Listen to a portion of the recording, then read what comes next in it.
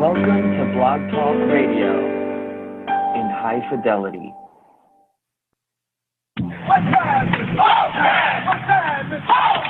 Broadcasting from Cincinnati, you're listening to the Ringside Reporter podcast. All the news from the world of boxing right here. Well, I'm talking to you the way I want to talk to you. Now, here's your host, Eric Lorna.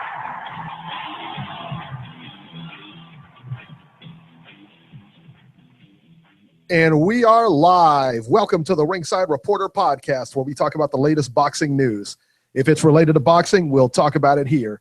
My name is Eric Lorta, and I'm here with my co-host Ringside Robert and England's adopted son, Joe Habib. And we have a very special guest on with us tonight, Michael Montero of Boxing Monthly Magazine and the Undisputed Champion Network. And you can also catch him on Twitter at Montero on Boxing and Montero on Boxing on YouTube. We have a great show for you today, and as always, you can catch us on the web at ringsidereporter.com. If you want to call and ask questions or just give your 2 cents, you can call in right now at 323-870-3857.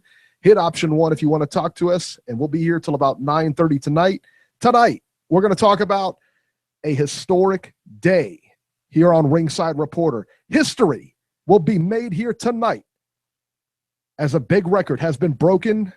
Robert, it has been broken by Adrian Broner. The train wreck of the week, not once, not twice, 3 straight weeks, belongs to Cincinnati's own Adrian Broner. We'll talk about it. Robert, are you surprised by this? I know. That's why we named it the Adrian Broner train wreck of the week.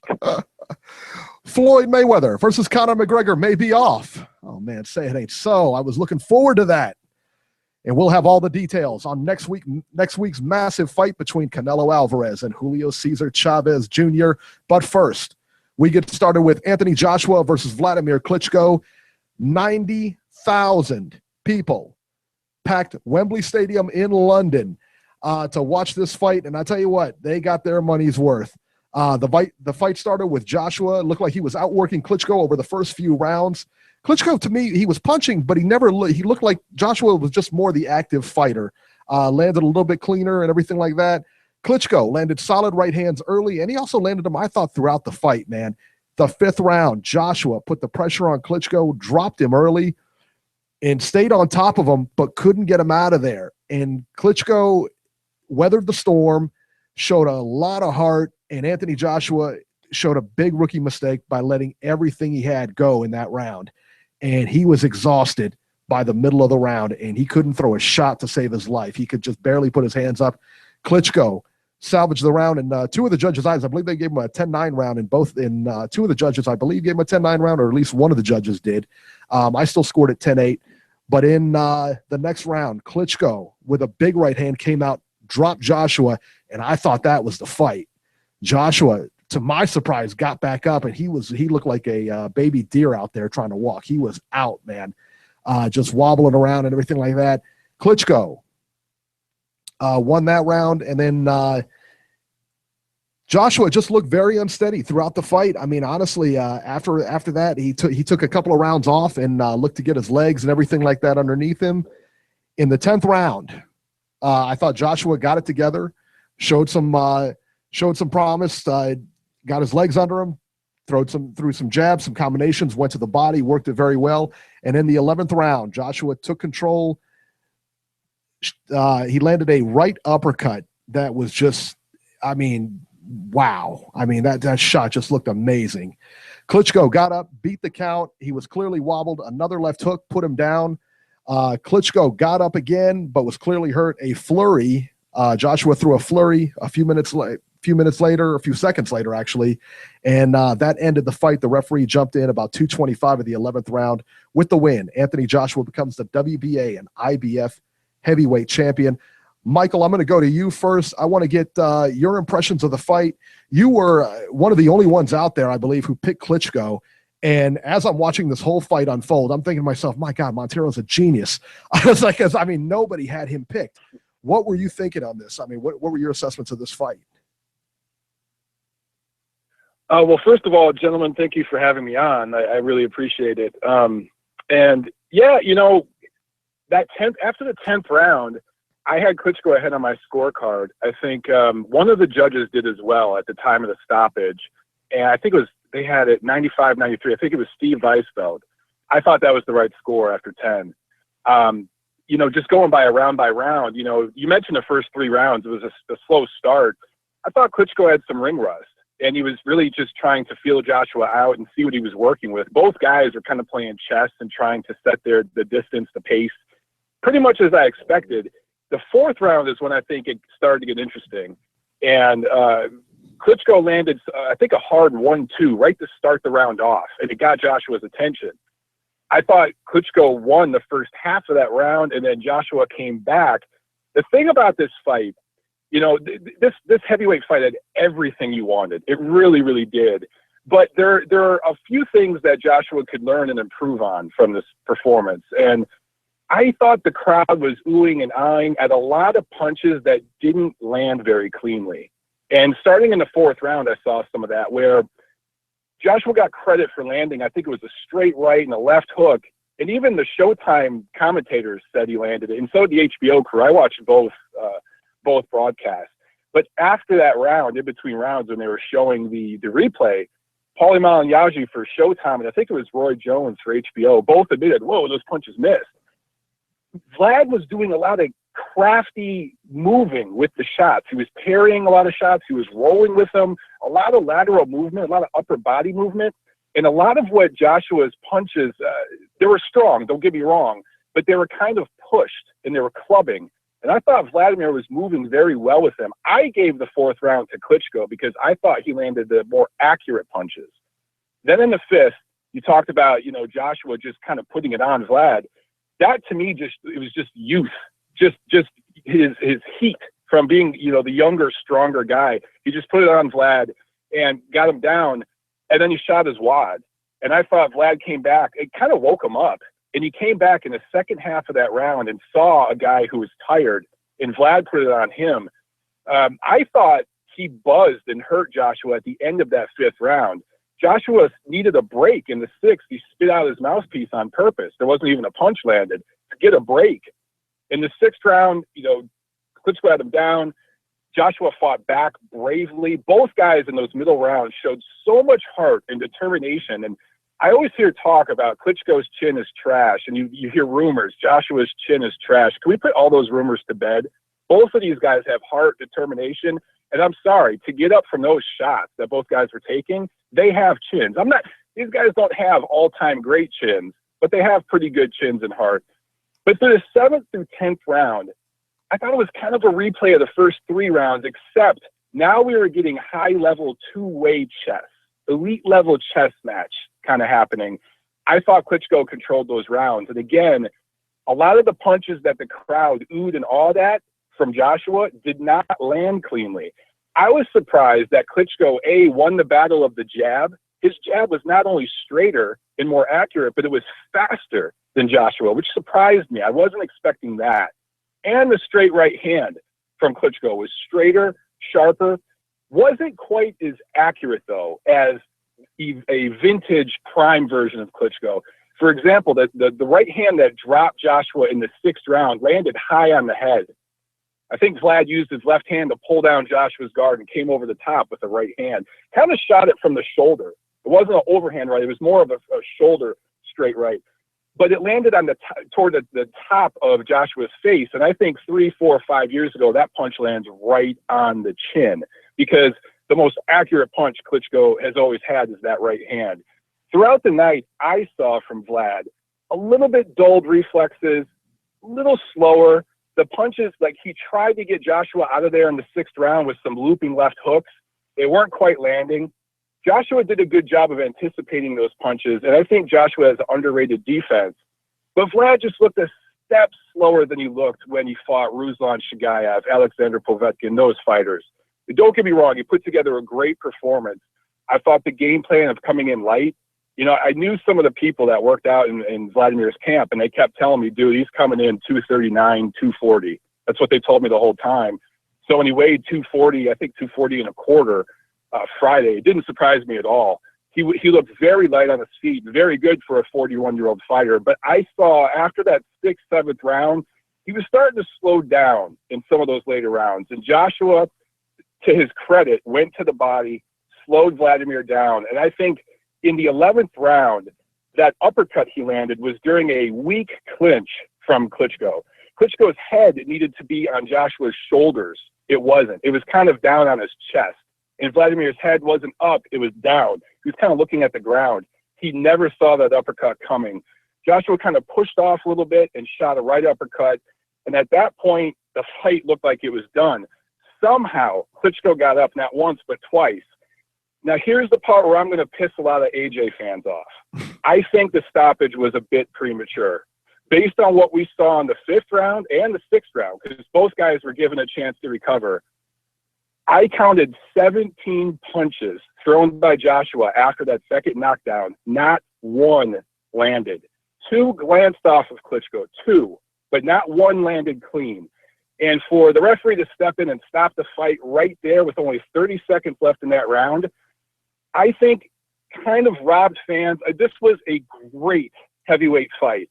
But if Klitschko could have either A, survived that round, we would have got a 12th round, or B, if Joshua could have finished and got a 3rd knockdown and cleanly knocked him out, we would have had a legendary all-time great fight. So that little bit of controversy, I think, is going to leave fans wanting more and possibly talking about a rematch. Let me ask you a question. You had alluded to the uppercuts that Klitschko was landing and everything like that. Why was his, and you talked about his right hand, why was he able to land his right hand so effectively throughout the fight? Because I thought he landed it throughout the fight. There was 2 in the early goings. You saw him land it twice. I think it was 1 in the 2nd round. I believe it was in the 2nd round and 4th round, if I'm not mistaken. But then, of course, you saw it toward the end on that knockdown. Why was he able to land that right hand so flush during the fight? I think, well, first of all, Joshua is, and this is what I said in my prediction video and why I thought Wladimir really had a chance to win a decision. And before that damn uppercut, I was right. But, for 11 rounds, man, I tell you. Linear fighter. I know, man, I know. Joshua, it moves straight forward and straight backward, and he's very straight up and down. The way Wladimir fought this fight was somewhat the way he fought Kubrat Pulev. Not exactly. There was absolutely nuance. And let's be clear about this. Joshua's light years better than Pulev. Yeah. But Pulev is a stationary target. And Wladimir used some lateral movement and some bounce in that fight. And he shot that looping lead left hook, right, against Pulev and got the knockout. He was trying to do that with Joshua. Joshua does a good job with his right hand and his right shoulder of blocking that left hook, but he's wide open for straight right from a guy who's tall enough and fast enough and accurate enough to shoot it.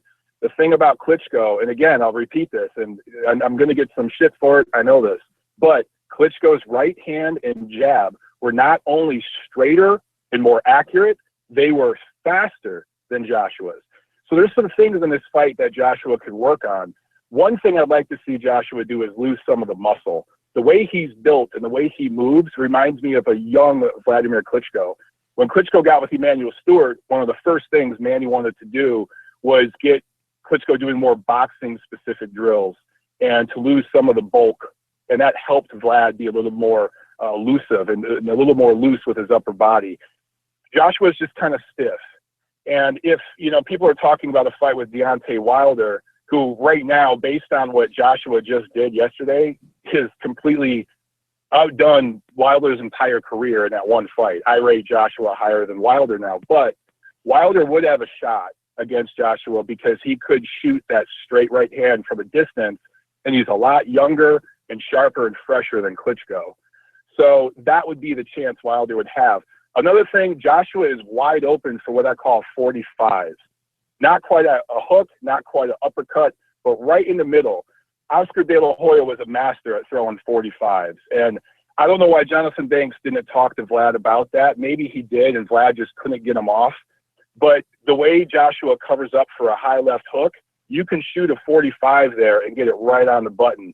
So that there's a few things he needs to work on. But yeah, Klitschko, I'm sorry I'm rambling here, making a long answer for your question. But Klitschko's punches were just straighter and sharper.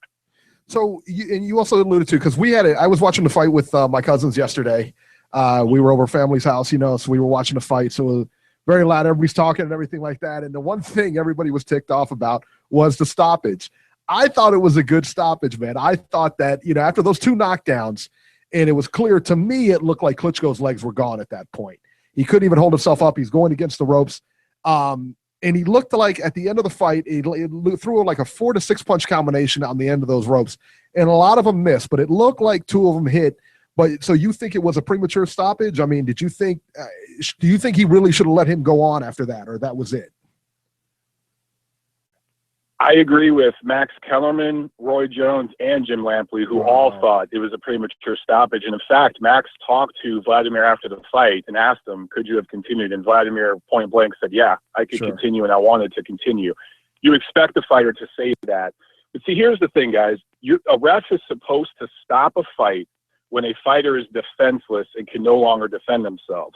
And I'm telling you right now, go back on YouTube or whatever and find a copy of that fight and watch that 3rd barrage of punches after the 2nd knockdown. And I'm not denying that the writing was on the wall here, okay? Mm-hmm. But based on what both men had given so far in that fight, just watch it.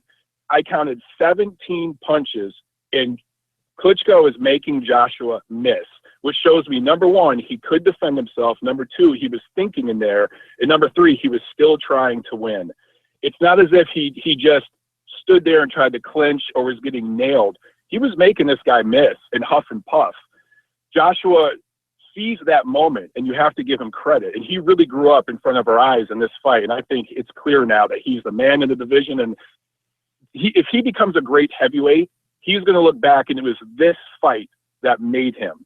It started that process. But I just think that the ref should have given the benefit of the doubt to Klitschko and to Joshua, because I think he could have robbed Joshua of that definitive concussive knockout that would have just been a highlight reel type of, stoppage to that fight.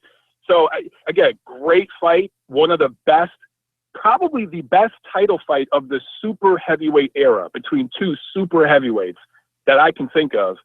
But it falls just short of like legendary because we were robbed of that stoppage, in my opinion. Okay.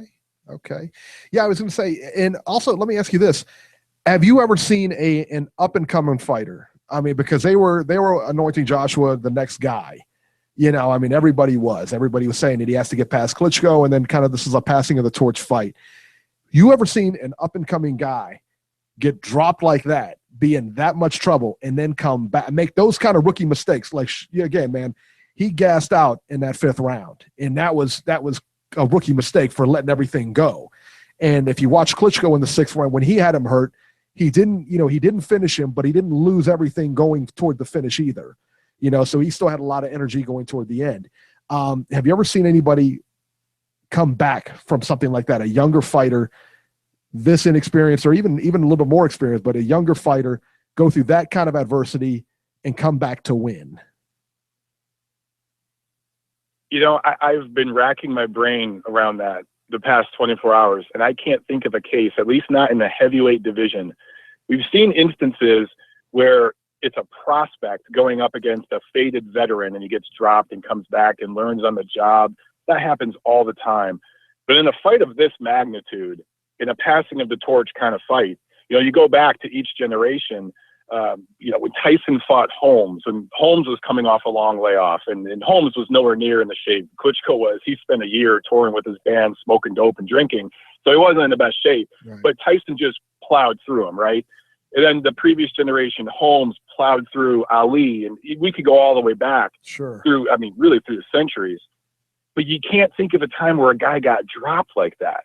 I can't think of it. This really was a historic event. Not only because 90,000 people were there and it was broadcast live in 140 countries on 2 networks in America, not 1, but 2 premium cable networks in America. It was historic because it actually lived up to the hype, and it's great that you had that veteran willing to get in there with that young lion.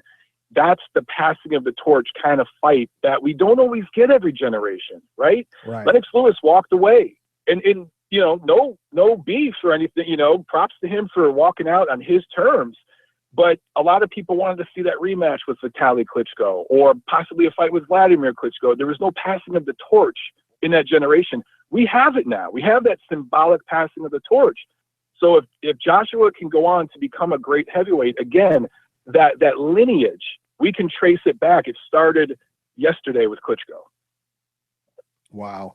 Beeb, let me bring you in here. And I know you had the fight scored 95-93, I think it was, for Klitschko. I had it for Joshua 95-93 at that time. Right. And you had it for Joshua. I'm talking about Michael. I had it 95-93. Is that accurate for Klitschko? I believe so. Yeah. Gotcha. Yes, because I gave him the fourth and I had a 10-9 fifth. Yeah. I gave him 2 and 4. I gave him 2 and 4 out of the first 4 rounds. And I had it 94-94 up until the time of the stoppage. Beeb, let me bring you in here. What was your score? I'm sorry. Go ahead with your score on the time of the stoppage. At the time of the stoppage, I had it 95-93 for Joshua. I gave Joshua the first 3 rounds. And just like Michael, I gave Klitschko the 4th. And obviously Joshua gets the 5th. And I had Klitschko getting the 6th. And I gave Klitschko the 7th and 8th. And I thought that Joshua won the 9th and 10th. So I thought that this is the thing. My big thing before this fight, when I was breaking this fight down, is biggest problem I had with Klitschko was his offensive output. It hasn't really been a volume guy in a long time. And I attribute that to, being stopped those 3 times. And not only in those stoppages was he hurt, he was severely fatigued in those fights. So I think after being stopped in those 3 fights, he's become a lot more economical, a lot more safety first. And he's been criticized in the past for killer instinct. And in that 6th round, when he had Joshua hurt, I don't think he really went all out. Of Joshua's power, tasting that in the 5th round, and he didn't want to get sucked into a counter, and he didn't want to get hurt again. So I think that was a big factor. Joshua has always been a guy, I've always said his offense is his defense, because he is just such a prolific offensive fighter. He just really puts shots together well, and he varies up his attack. He's not predictable. He's got a great jab, and he can hurt you with everything he throws. It's not like Wilder, who just has that right hand and the other punches are kind of secondary. This guy can hurt you with everything he throws, and he's not afraid to go to the body. And a lot of heavyweights tend to, forget the body because they like to headhunt. And I think, as Michael said, this was a fight that Joshua grew up before our very eyes. This was definitely, because usually a fighter will make mistakes and go back and assess his performance and say, oh, I shouldn't have done this, I shouldn't have done that. He corrected these mistakes on the spot. Now, the reason why I think Klitschko was able to land the right hand was because you talk about the jab. The jab is used in so many ways. And people sometimes minimize Wladimir Klitschko for just having a jab and a right hand. And he does mix that left hook in there, but predominantly he is a 1-2 type guy. But he knows how to really vary up the rhythm of that jab, and it's hard to really gauge it. And he uses it as a diversion a lot. A lot of times he'll stick it out there, and he'll actually use it to knock his opponent's lead hand down. And he'll try. That's how he's able to seal the right hand over it, because he'll stick that left hand out, knock down his opponent's lead hand, and come right over the top of the right hand. That's why he was able to do that early on. But I thought as the fight wore on, Joshua, it was a great counterpuncher. And I said before the fight, he catches and shoots. So he was actually catching the right hand, and then he was shooting his own right hand. And I thought, because of that, Wladimir tried to throw the left hook. And then when he tried to throw the left hook, I thought that Joshua was timing that and getting underneath that. So, going back to the stamina thing with Klitschko, I actually thought he was starting to get tired in round 9. And that's when I think Anthony Joshua started really going to the body in round 9. And, in that 11th round, the way Joshua positioned his body, he gave Wladimir a side profile. And when you're up close, a lot of times fighters have a tendency to square up, and sometimes they don't get low enough, and that's how their opponents can grab them around the shoulders and wrap them up and freeze the action. But another, adjustment that I think Joshua made is he, gave Wladimir that side profile. So it's harder to grab a guy when you give him the side profile, because you have to reach around a longer, greater distance, and there's not much to grab at because you don't have those 2 shoulders in front of you. And he was able to squeeze that punch because he camouflaged it, because he hit it, underneath from the back, because it was coming from the back, and it was hidden because the left shoulder was camouflaging it. And he had such a little space to throw that. And Michael was talking about 45s, how Joshua would be susceptible to those. But that's also a weapon that he uses very well. he's able to really squeeze off and thread the needle, when you give him that little bit of space. So that comes with punch selection. This guy's punch selection is amazing because you give him a little bit of space and he can, adjust and variant the punch up where he can, thread that needle and squeeze off that punch and generate power. I don't think any heavyweight in the world active today could have thrown that same punch with the same amount of precision, accuracy, and power that Anthony Joshua was able to throw that punch. And that all comes down to body positioning. And that's what I think, on the spot, making that body adjustment and being able to squeeze that punch off. Wladimir Klitschko could not see it coming, and coupled up with the fact that that was a monster shot. So I think, Joshua still has a lot to learn, but I think defensively, as Michael said, he's a little bit underrated because he's not a guy who's, like Tyson Fury has that slick upper body head movement, but he does catch shots and parry shots well, and he catches and shoots well. So, he has great hand positioning defensively. He is just a little bit stiff. But again, I think he's so offensive minded that sometimes the defense is secondary to him. And, because he's so powerful and he's so explosive offensively, I think this fight maybe opened his eyes up a little bit. Maybe he'll tend to try to tighten things up a little bit better defensively. But in the second half of the fight, he did tighten up defensively very well. And he was able to catch that right hand and parry it and come over the top of his own counter with his own. So I think he did some great things in this fight. How many other fighters put in this position would have come back after being out? He was out in the 6th round. He was tired. He was fatigued. And to be able to get a second wind after that, that just speaks volumes about his heart and his just mental toughness. Now, Wladimir Klitschko, again, you talk about fight or flight, the psychological aspect that we all have as human beings. And I hate to say this about Wladimir Klitschko, but when he's hurt, he goes into a defensive shell. He becomes weary. He's not the type of guy that wants to get it right back. He's the type of guy that kind of, you hurt him, and then he starts to taper off a little bit offensively. And I think he's done that in the last 10 years of his career, and he's been criticized for it, not having that killer instinct. I mean, he's just not built the same way as a Mike Tyson, mentally. And I think Anthony Joshua reminds me a lot of Mike Tyson offensively. Obviously, he's not the same defensively because they're different physical builds. And Mike Tyson really had to use that bob and weave type style and use a lot of head movement because of his physical limitations to be able to get inside. Anthony Joshua's got the size, so he doesn't have to do that. So I think offensively, the way these guys put together those killer punches, going up underneath with the body shot and then coming back up with hooks and stuff, the way he puts shots together just like Mike Tyson. I think offensively, he's a machine just like Mike Tyson. The only thing is, like I said, he's got to tighten up a little bit defensively, but that will come. That will come. So I thought it was a great fight, and this was a fight that I think I could honestly say was the best heavyweight championship fight that I've seen in my 47 years on this planet. So I think moving forward, I think the sky's the limit for Anthony Joshua. And I'm also going to say this. I don't think that, any other heavyweight in the world would have beaten the Wladimir Klitschko that showed up last night. And Anthony Joshua was able to do that. So kudos to him. Awesome fight. Michael, let me ask you, were you surprised the way that Klitschko came out? I mean, every time I see him, for the last, for his last couple of, fights, everybody thinks of Klitschko. He uses that jab, and as soon as you get close to him, he ties you up. And it's more of a plodding kind of jab, jab, jab. Maybe he drops the right hand over, and then he grabs you if you come too close. Were you surprised at the way he came out last night, the way he fought this fight? He was moving. He was lateral. It was lateral movement. He was bouncing. He had plenty of energy. Were you surprised by this? No, I thought, again, I talked with a few people that were sparring with him in camp, and that's what they worked on. That was their game plan. I honestly think, and I can't get inside Wladimir's head, but sure, I think he dominated the division for so long while his brother was gone for 4 years. And then even after his brother came back, it was still Wladimir's division.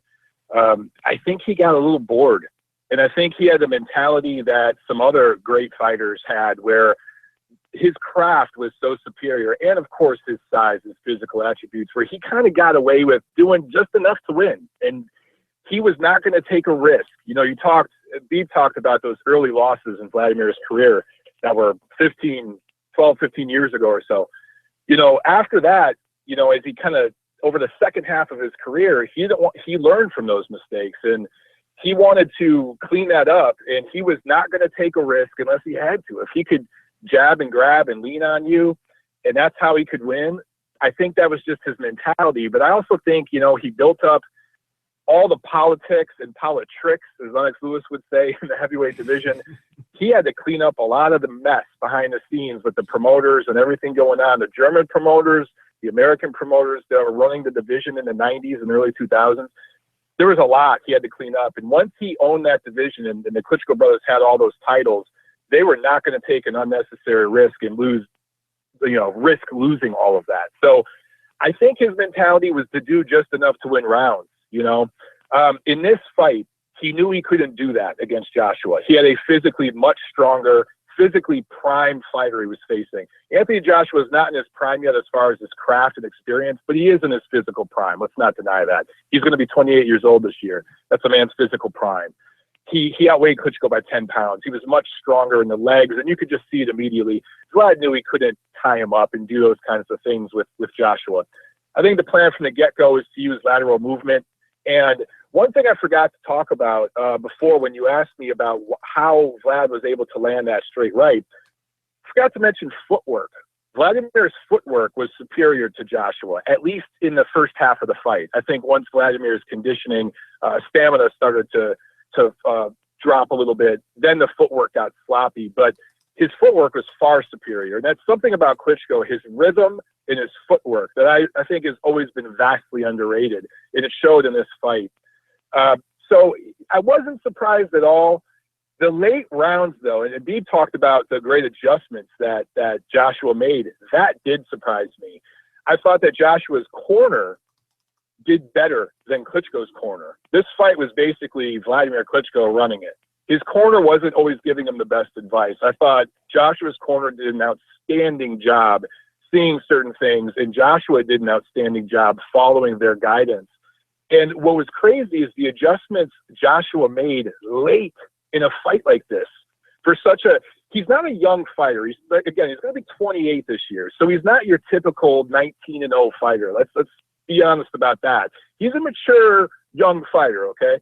But to show that kind of emotional maturity for a fighter who's never been in a position like this late in a fight. You mentioned the body shots. He wasn't throwing to the body early on. That's something he started doing in the 8th and 9th, 10th round. To make that adjustment, to see that, to start shooting the uppercut on the inside the way he did later on in that fight. Some 45s, some left hooks from different angles. I really thought the adjustments Joshua made later on in this fight were outstanding, and that's what surprised me the most. I would agree. And I know you're limited on time. Do you have time to talk about the Canelo Chavez fight real quick? I want you to give your preview if that's okay. Do you have time? Yeah, we could do a quick 5-minute. I'm actually heading to Vegas in a few days to go cover that one. So that's going to be a lot of fun. All right. Well, yeah, give us your quick prediction and your quick take on it, man. Quick take. Well, I still haven't heard about the 7-day weigh-in for Chavez. Do you guys have any info on that? No, I don't. I know. Okay, the only thing I know about the weigh-in. I've been so consumed with the heavyweight fight. Yeah, the only thing I know about the weigh-in is if he comes over a half a pound, that's $1 million. It's a half a pound equates to a pound. It's $1 million a pound. That's it. Other than that, I don't know anything about it. Okay. Well, the WBC, they mandate a 7-day weigh-in, and I know that he weighed in 10 days before the fight last week, and it weighed 169.5. For him to already be under 170, within 2 weeks of the fight, I think that makes it clear that Chavez is trying to make weight. He's trying to make that 164.5. I don't know if he's going to be able to do it. Getting down to, weight where you're 2 or 3 pounds away, that's possible. But I'm telling you, anyone who's had to make weight for sports before, this, that last 1 or 2 pounds is what kills you. It's what makes or breaks a fight sometimes. And I just don't know if Chavez is going to be able to drop those last 2 pounds. This is one where I can't make an official prediction until the weigh-in. So I can't think of a weigh-in for a fight that was more important than this one in the last 5 years. This is going to be such an anticipated weigh-in. But if Chavez makes weight and is healthy making that weight, I think he's going to probably gain over 20 pounds before the fight starts. There's no rehydration limit on this fight. I think Canelo's going to rehydrate too, but clearly Chavez is the bigger guy. If Chavez is anywhere near 100%, I actually think this is an entertaining fight that goes rounds. But if he kills himself to make that weight, this might look like when Oscar De La Hoya fought Manny Pacquiao. You know, it might have that kind of look where just one guy's completely shot. De La Hoya in that fight for Pacquiao, he had to take an IV before the fight to get some fluids in the system. That's how bad, how drained he was. And I think he only rehydrated a few pounds. So a couple things to look at. The weigh-in Friday, and then how much weight does Chavez gain afterwards? If Chavez only gains about 10 pounds after that weigh-in, he's done. If he gains 15, 20 pounds and swells up and looks good, then it's going to be a competitive fight that I think goes late. As far as craft boxing skills, Canelo has really, really improved. And I think those early fights he took against Floyd Mayweather, Irizlandi Lara, Austin Trout, he learned a lot in those fights. He hasn't fought the best opposition lately, but we still haven't seen him in there with a guy who's much bigger, physically bigger, stronger, and can punch hard. And the one thing about Chavez, he goes to the body well. He does punch hard. He's a physical, grinding kind of fighter. I think regardless of which Chavez shows up, whether he's drained or not, this is going to be an action fight. There's that Mexican pride's on the line. You're going to have a sold-out crowd there of Mexican-American fans mostly at T-Mobile Arena. It's going to be a fiesta party atmosphere the whole fight week. All that's going to correlate into the ring. And as long as this thing lasts, it's going to be a lot of fun. Assuming Chavez makes weight and is good, I think this thing goes 8, 9, 10 rounds, and you have Canelo with an eventual late stoppage, an accumulation kind of stoppage. I don't see a one-punch knockout. If I'm Canelo, I'm going right to the body early on, and I'm not even looking for the head. Chavez takes headshots pretty well, but I'm going to go to the body, and I'm going to punch for the shoulders and the chest and try to get Chavez to move into something, and one of those will clip him later in the fight right on the chin and end it. Wow. So what, I mean, do you think he gets him late? Do you think he him early? How do you see it? I mean, obviously Canelo wins, but I think Canelo gets him late. I think that, and again, I'm not going to make an official prediction until the weigh-in, so I guess I'm cheating a little bit on this call. But based on, if Chavez makes weight and looks good, I think that this thing goes 8, 9, 10 rounds. And I think Canelo eventually clips him down, scores an accumulation kind of stoppage, and in a very entertaining fight. Wow. Do you think Chavez makes weight? Oh, what's the over-under? 50-50. I'm gonna be an optimist. I'm gonna say Chavez makes weight. He makes the 164.5 and swells up to about 185 pounds on fight night. Wow. If I were Chavez, I wouldn't try to make weight. I'd try to come in around 166, 167, pay the $2-3 million. He's already worth well over $10 million. He doesn't need money. He could borrow plenty from daddy. So I wouldn't try to make weight, but I think he's trying to, because like I said, he weighed 169.5 last week. So it's clear to me he's trying to make weight, and I'm going to be an optimist here and say he does make it. Wow. So you think, and let me ask you this though, you think he would, if you were him, so you would actually just go ahead and drop the $2 million over those 2 pounds or whatever? Yeah. Again, at this point, he's a multimillionaire. He's set financially if he's been smart with his money. This is about pride. This fight's not about money. For Canelo, it's about money. For Golden Boy Promotions, it's about money. Right. But for Julio Cesar Chavez Jr., this is about pride, and this is about Mexican pride. And there's no prouder fans. You talk about the UK boxing scene, right? They're really running things in the Eastern Hemisphere, right? Here in the Western Hemisphere, it's the Mexican and Mexican-American fans that run this sport. And that pride is so high. This fight is not about money. It's about pride. And if I'm Chavez and I'm trying to have every advantage coming in, yeah, I'd try to come in around 166, 167. Wow. Very good, man. Very good. Well, I will let you go, man, because I know you got a plane ride. You're going to Vegas and you're going to go see this fight live. So good luck, man. And we hope to get the report from you. Once again, this is Michael Montero. You can catch him on Twitter at Michael Montero on Boxing, at Montero on Boxing. And you can catch him also on the UCN Live, the Undisputed Champion Network, and Boxing Monthly Magazine, and all of the Instagrams and everything like that. He's on social media. On Montero, it's Montero on Boxing. And anything else you want to plug before we go? Just my YouTube channel, Montero on Boxing. Please subscribe. Any of you out there who do subscribe to Boxing Monthly Magazine, I did an article in the May issue that's out right now with Margaret Goodman of VADA, talking about drug testing in boxing and really all fight sports. Some really good information there. I've really been digging into that subject. I think it's a very, very important subject, and I think VADA is the top of the line in drug testing in all martial arts. So any guys out there who subscribe to Boxing Monthly, be sure to check out my article in this month's issue. Thanks so much for having me on, guys. Oh, thank you so much. And I'm glad no technical difficulties this time, and everything went well, man. Thank you so much, man. Yeah. All right. Thanks. All right, you guys. Have a good one. Thank you. Good deal, man. Michael Montero. Okay, Robert, let me get your thoughts on the Joshua fight just real quick, and then we're going to go to the phones. Hey, Anthony Joshua grew up before our eyes. And congratulations to Wladimir Klitschko. I had him on a banana peel. I had him in the grave. I thought it was going to be an early knockout and the party was going to last all day over there in the UK. But what a hell of a performance. And you know what? He doesn't know what he's going to do. But after yesterday's performance, if he wants to continue fighting and if he wants a rematch, because there is a rematch clause, he earned it. And so congratulations, Vlad. You earned another payday, and you don't have to leave the sport yet. What can I say? This is probably the best heavyweight fight in decades that I've seen.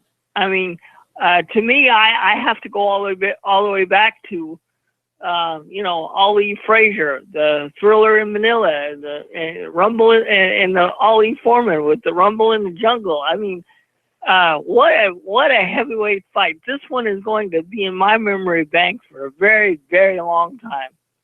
Very good. Very good. All right, let's take it to the phones here. 773, you are live. Hey, guys. Hey, how Dale, are you? Chicago. Hey, First welcome, time. Dale. Thank you. First time caller. Awesome, man. Love the Well, show. congratulations. Thank you. Yeah, right on. Yeah, I love this fight. I usually don't get to call on. I usually listen the day after, but I had some time, so glad I got to call. Yeah, love the fight. Huge event. Like Robbie said, biggest heavyweight fight in, who knows how long. Holyfield Bowl, whatever. It's been a while. I really enjoyed it. I was picking Joshua, but I had the cards when it was done. 95-94 for Vlad, and I was just really impressed. I mean, that 5th and 6th round, I mean, forget it. That was like, I thought it was like I think you said, Eric, too. I thought it was over for sec 2. Vlad went down. Joshua, celebrated a little too early, and then, we saw what happened in the 6th. Just unbelievable by both of them to come back, especially Joshua being, up and coming, as it were, with 19 fights. Really, really, really impressive.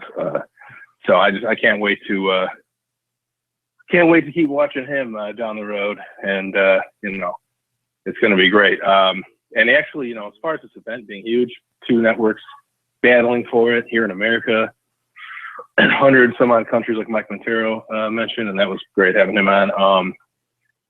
Here in Chicago, in the Tribune, in print, in the print edition of today's Chicago Tribune, in the sports section, they actually covered the story, which I haven't seen a print story on boxing, in the sports section since Maypac. So that kind of said a lot right there. But yeah, anyway, it was great fight. You know, that uppercut was sweet. The stoppage, I initially was down with it. After hearing you guys talk about it and seeing some stuff in the chat, I was like, you know what? Maybe it was a little early because Vlad showed that he could come back. So I don't know. Stoppage is, I guess, a little more questionable now, but I'm still happy with it. I'm just glad it didn't go to the cards and we're hearing robbery, home cooking, and all this stuff.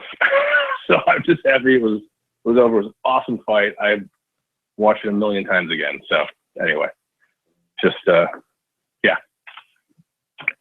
A couple of questions, Dale. Which broadcast did you see, or did you see both?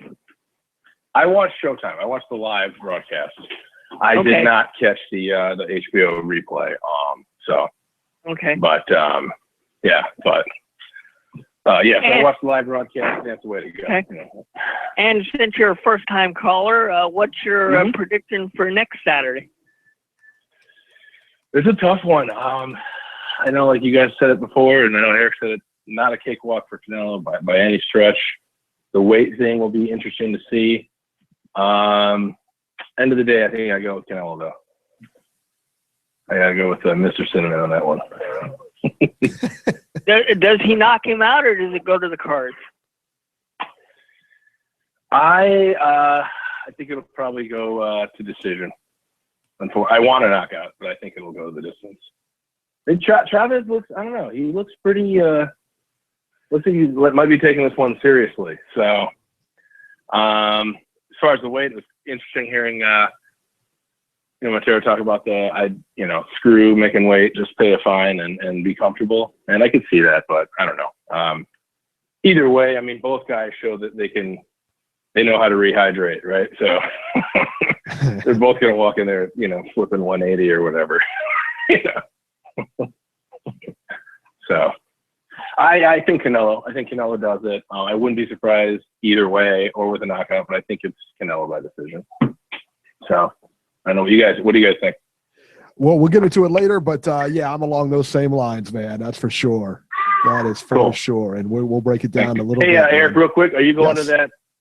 Are you going to that Mick Conlon fight in Chicago, UIC Pavilion on the 26th? I might. That's for sure. Chicago once in a while, right? Yeah, absolutely. And I love that pavilion too. I love that venue. So yeah, I might do that because I'm a big Mick Conlon fan, man. I like him a lot. I think he's gonna be pretty good. I really do.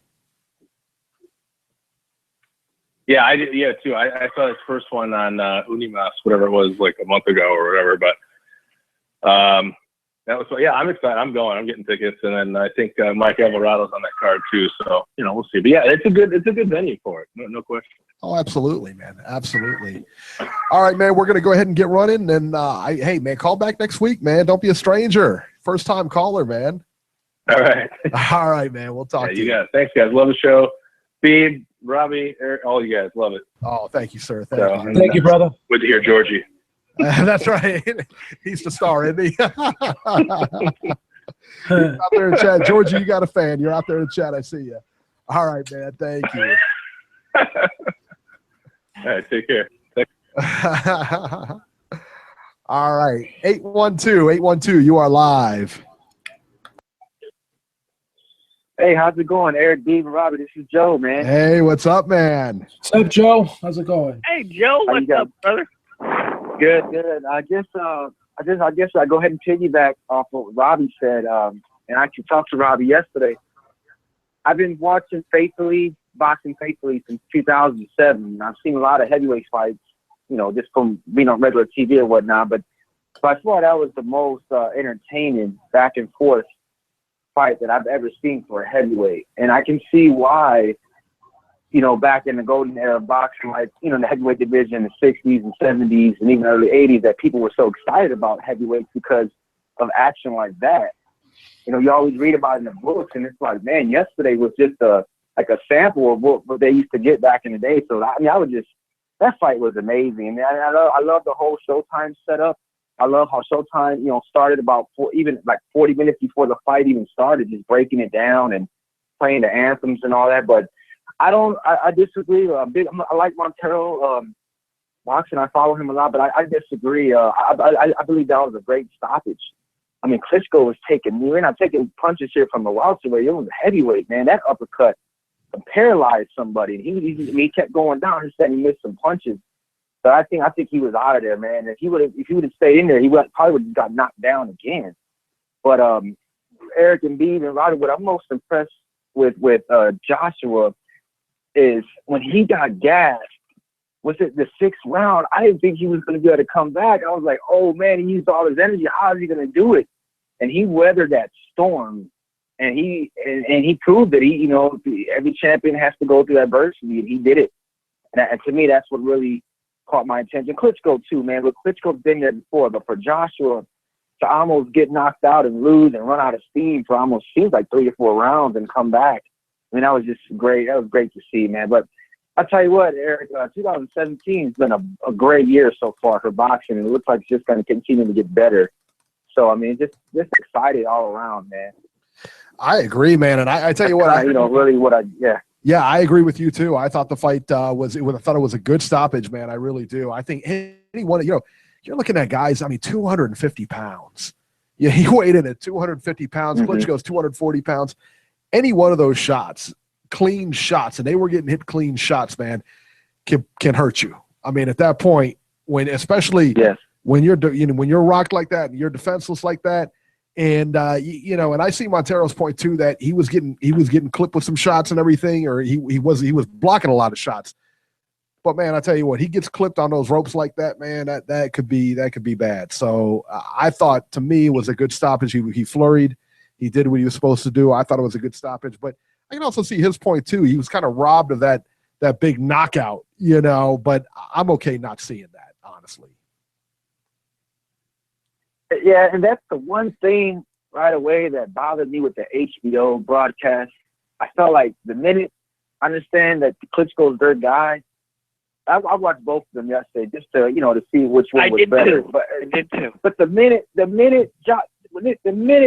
they stopped it, Max steps in and says, "Oh man, that was a premature stop." Just like discrediting the victory array. I'm like, let the man live a little bit. Just he right away threw salt on it. But I agree with what you just said, though. I mean, you talking about 250 pounds, and that uppercut was so vicious, man. My God, I mean, that's paralyzing, But and one more thing, guys, before I get out of here, Eric, did you guys get a chance to see that face-off episode last night? I sure did.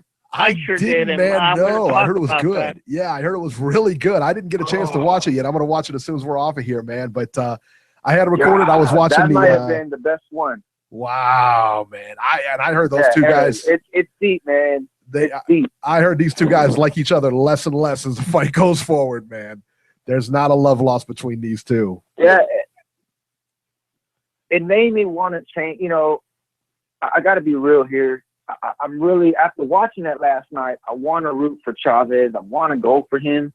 But, man, I just think he's got so much stacked against him. I just don't see him. I mean, the weight, I think, is going to kill him. I think he's going to come in super drained. And Golden Boy, Oscar knows what he's doing, man. He's doing this to kill him, kill his body. And you never know. But I just think I think Canelo's going to get him out of there by 7th or 8th round. I think the ref will step in and stop it, though. I don't think he's going to, like Montero said, get him with a clean shot. I think the ref will stop. But in my heart, I want to go for Chavez, man. Just when you see it, Eric, you'll know what I'm talking about. Yeah. Man. When you watch that face off, it's good. You might change your opinion too. Well, hey Joe, I was impressed that Chavez throughout the whole face off spoke English. Canelo didn't. Yeah, exactly. And then Robbie, everything he was saying, he was honest and true about, and that's why I was like, man, you know what? I know this guy's kind of had made some errors along the way, but he's being honest right here. So it just kind of changed my opinion on him, but I'm real excited about it. And but I got to be realistic here, man. I do think Canelo will win by late, maybe 8th, 9th round stoppage. But guys, that's it, man. I'm getting ready to watch this WWE Payback, man, the pay-per-view. So I'm gonna get off here, but you guys take care, man. And Eric, I saw you went to an event about a few weeks back, right? I did, yeah. My daughter's really into it now, so she's probably upstairs watching it too. My daughter's really into the wrestling now. And yeah, we took him over That's there, great, and they man. went nuts, man. Yeah, she one of the wrestlers actually. She got a hug from one of the wrestlers. One of the girls who hugs everybody. I don't know, Bonnie. Oh, that's or Bailey. Bailey. Okay, yeah, that was it. Bailey. Yeah, she got a hug from her and everything like that. So it was pretty cool, man. They put on a really good show. Eric, welcome to the WWE. Welcome to the universe, man. That's Hey, right. Don't be ashamed of it, man. Hey, you guys take care. And I'll talk to you next Sunday, okay? Have a All great right, week. man. Thank you, sir. Joe from Indiana. All right, let's keep it going here.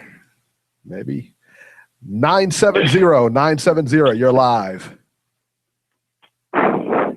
Yo, I'm still laughing about that wrestling shit. Sorry, hold up. Can't get myself together. I love how wrestling fans always tell each other not to be ashamed of it. That's number one Yeah. side. Nobody's, but you know what's hey, funny? that's what Joe says all the time, man. I think That's Joe. you know what I think is funny is that like everybody, if you ask them point blank, do you watch pro wrestling? Nobody watches pro wrestling, and nobody ever cops to it. But they got like 1 billion people there, 1 billion people watching, but nobody watches it. Nobody will ever cop to it. No adults ever cop to it. I've watched it a few times on television because I got a 10-year-old, right, and he likes that shit sometimes when there's nothing else to watch. And I'd be saying the same shit. I'm like, all these guys trying to hide if I was there, I'd be trying to hide in the back. Anyways, let's get back to this boxing, man. Hey, guys, thanks for having me on. And Montero, I love that guy. I like his show, too. Yeah. He's got a lot of knowledge. He's awesome, man. Especially since I agree with everything he fucking said today, man. That's on point. I had Klitschko winning. I believe it was 95-93. I'd have to look at it. I think I had him winning by 2 points, man. I gave him a few rounds where I felt like it was close, and I just felt like his right hand did the cleaner work. And, man, that was a fight, guys. Shit, I'm fucking 30 years of age, and I remember Mike Tyson as a kid when I was around my kid's age, that the hype, and I don't think this fight had the hype behind it, but it's definitely the greatest heavyweight fight I've seen in my life, probably. That shit was great, man. It was unreal. It was awesome. I can't wait for the rematch. It was wonderful. It was great. I'm depressed that it didn't have the hype. And even when I brought my in-laws over, they saw the last few Klitschko fights, and they weren't into it. Everybody was drinking their beers until, right around that fifth, sixth round, shit started getting hyped, and everybody started gathering around the couch. But it was awesome. They were into it, man. Everybody was surprised with when Joshua went down. Of course, that was a fucking man. That was a right hand, bro. Damn. Shit. I can't believe he got up. Hey, and what was cool is that I was watching the Wilder commentating, right? I had Showtime on one TV because, for the casuals, but on the other television, I was listening to Wilder's commentary because I was real interested in what the fuck he had to say. And when Joshua went down, I could almost hear the hype in his voice, right? Like, I knew this guy was a clown. And when he started making his comeback and he survived that shit, you could hear the respect in Wilder's voice. And I think even Wilder knows that if that was one of his fights, there would have been like 4 stoppages. But I also agree with Montero on that was an early stoppage, man. That man was on his feet. If they were going to stop it, they should have stopped it on the second fucking knockdown. When he went down and he got up and the referee didn't want him to fight, he should have said, nah, man, you've had enough. But he let him fight, man. He let him continue. And yeah, he ate like a jab and like another hook in there. I don't remember what it was, like a left that landed. But a lot of shit was missing, man. And that one left that landed made his head pop back a little bit. The referee jumped in there because he was ready to stop it. And I didn't like that. I thought that was a little early. But, hey, still the greatest fight, heavyweight fight I've seen, man. That was awesome. Yeah, it was awesome. And that was, man, I'm still hyped, man. I watched it again at 9 o'clock. And then my wife was like, "What the fuck? I thought we had an early party," and I was ready to watch that shit again. I was like, you know, it was great, man. Hey, speaking of that Chavez, Robbie, you see Canelo's eyes, man? That's hate, man. Yeah, I sure did. Hey, Canelo was going to win. I have no doubt about that, but I was impressed with the face-off last night. Listen, man, I know that I was real impressed with Chavez's English. I mean, that was impressive. But I heard that he's still 4 pounds away. We got a week to go. Yep. Mexican channel was covering it. They're like, man, I think it was this morning they reported he's still 4 pounds away, so you better get to it. So I agree. I come in a little heavier too, man. Fuck the money. But, I mean, you know, Chavez wants to show Mexican fans that he's motivated and he's into it. And he knows that if he comes in a little heavy, and the media is going to criticize him. So I think he's going to do the right thing and come in the right way. But it ain't going to make a difference, man. Those Canelo's eyes, wait till you see this shit, Eric. Just remember, Hand Raps told you.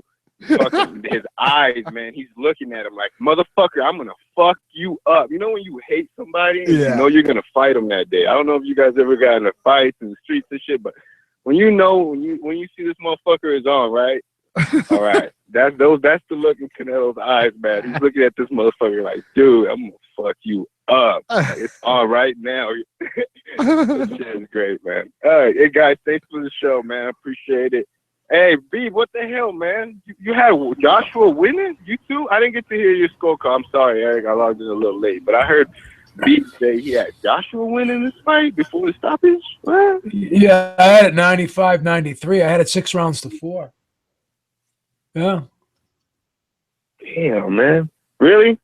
Yeah. I don't know, man. Joshua looked a little sloppy. Looked a little sloppy to me at times. I think obviously at that weight, any punch would make a difference. And Wilder, it's gonna be an interesting fight, man. I thought he came out strong. Joshua fight is more interesting. Go ahead. Oh, I said I thought he came out strong. I thought he won the first 3 rounds. I thought he won the 5th. Thought he won the 9th and the 10th. So, you know. But Klitschko was a little bit too economical with his punches. I thought the jab was good, but I don't think he was throwing enough power shots, to be honest with you. You gotta hurt Joshua, which he did hurt Joshua, but he came back. Say again. Yeah, you're right. You thought Joshua was controlling the pace in those close rounds, though?